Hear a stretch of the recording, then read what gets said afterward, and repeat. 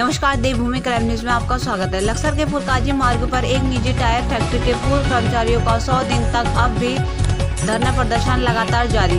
निजी फैक्ट्री ने 2015-16 में 300 कर्मचारियों को फैक्ट्री की आर्थिक स्थिति का हवाला देकर बाहर निकाला था, मगर अब कर्मचारी दोबारा फैक्ट्री में वापस लगने के लिए लगातार धरना प्रदर्शन पर बैठे हैं।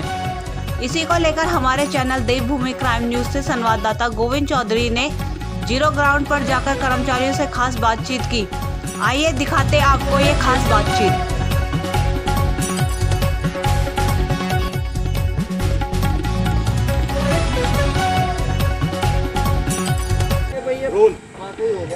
इस समय मैं मौजूद हूं लक्सर में, जहां पर जेके टायर फैक्ट्री के बाहर कुछ कर्मचारी लगभग 100 दिनों से अपने इस भीषण गर्मी में धरने पर बैठे हैं। क्या वजह है, क्यों इतनी भीड़ है, क्यों इतने लोग जो है सड़कों पर बैठने को मजबूर हैं, बात करेंगे कि क्या वजह है। क्योंकि 2015 और 16 में एक फैक्ट्री प्रबंधक की ओर से एक हवाला देकर इन लगभग 300 कर्मचारियों को बाहर का रास्ता दिखा दिया था, लेकिन अब फैक्ट्री प्रबंधक अपनी मनमानी को उतारू है और मनमानी के चलते आज ये कर्मचारी बाहर का रास्ता, घर से बेघर और रोड पर लगभग 100 दिनों से बैठे हैं। बात करेंगे। सर, क्या नाम है आपका? अंकुश कुमार। अंकुश जी, क्या वजह है इस भीषण गर्मी में सड़कों के पास लगभग 100 दिन से कर्मचारी धरने पर बैठे हैं? अपनी मजबूरी में बैठे जी, हम यहाँ से ऐसी क्या मजबूरी है जो आप बैठे हैं 100 दिन से? हमारे जो 15-16 में निकाल दिए थे फैक्ट्री ने धोखाधड़ी करके। उसके अब कैसे धोखाधड़ी? उन्होंने कहा था कि अभी कंपनी लॉस में चल रही है, अभी कुछ मैन पावर कम करनी है हमको। तो उन्होंने बोला था कि जब हम भविष्य में जरूरत होगी लड़कों की तो हम आपको पहले प्राथमिकता के आधार पर आपको रखेंगे। पहली प्राथमिकता के तौर पर हम आपको रखेंगे, लेकिन 15-16 का जो हवाला था वो यही था। कुछ और कर्मचारी मेरे साथ मौजूद हैं। सर, क्या था वो हवाला जो आज जो है ये कर्मचारी अपने बच्चों से दूर होकर 100 दिन से आज सड़कों पर बैठने के लिए मजबूर हैं? उस टाइम हवाला इन्होंने ये दिया था कि भाई अगर भविष्य में कभी भी कंपनी विस्तार करेगी तो आप लोगों को पहली प्राथमिकता दी जाएगी और सेवा पर रखा जाएगा। बड़े बड़े दावे किए जाते हैं क्योंकि चुनावी दौर है जी। चुनाव के दौर में जो बड़े बड़े नेता आते हैं, बड़े बड़े सपने दिखाते हैं। आगामी लोकसभा चुनाव है, क्या किसी जनप्रतिनिधि ने आपके इन कर्मचारियों का कभी कोई मन की बात या उनकी पीड़ा को समझा? हमारे चैंपियन साहब 2 बार आए, कल भी आए, रानी साहिबा भी आई और चैंपियन साहब भी आए और माननीय सांसद जी भी आए। उन्होंने भी हमारा दुख दर्द समझा और इनको फ़ोन भी किया, मगर ये फ़ोन ही नहीं उठाते। पता नहीं किसके प्रेशर में फ़ोन नहीं उठाते। प्रबंधक, फैक्ट्री प्रबंधक फ़ोन नहीं उठाता। क्या माना जाए कि फैक्ट्री प्रबंधक जो है वार्तालाप के लिए आज 100 दिन से जो तैयार नहीं है? क्या वजह है और किन कारणों से जो है आज तक जो फैक्ट्री प्रबंधक आने को तैयार नहीं है? अगर आने को तैयार नहीं है तो इन कर्मचारियों का अगला कदम क्या होगा?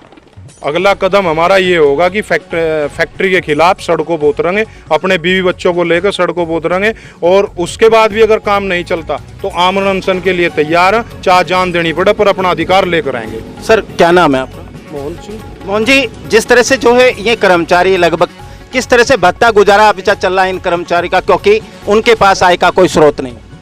तो भत्ता गुजारा कैसा ही समझा नहीं मैं आपकी बात। सर, जिस तरह से फैक्ट्री प्रबंधक ने जो ये मजदूरी रखी थी, कर्मचारी रखे थे, आज बाहर का रास्ता, तो इनके घर का कैसे खर्च चल पा रहा है?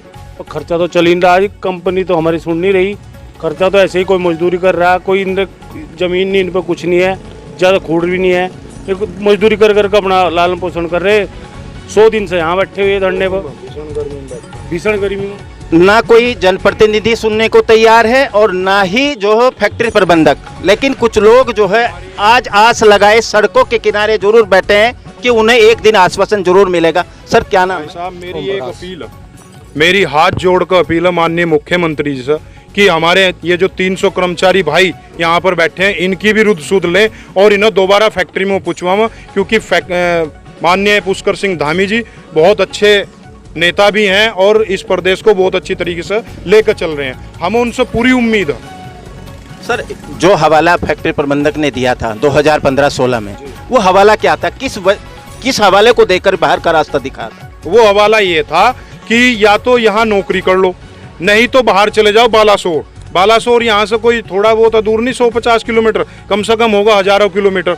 और हज़ारों किलोमीटर अगर यहाँ से जाते हैं तो हमारे माँ बाप हमसे उम्मीद लगाते हैं, हम कौन उनकी सेवा करेगा हमारे बाद।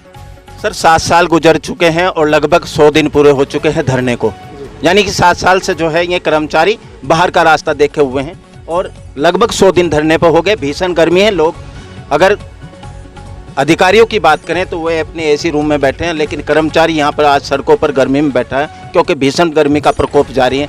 क्या मानते हैं सर इस पीड़ा को?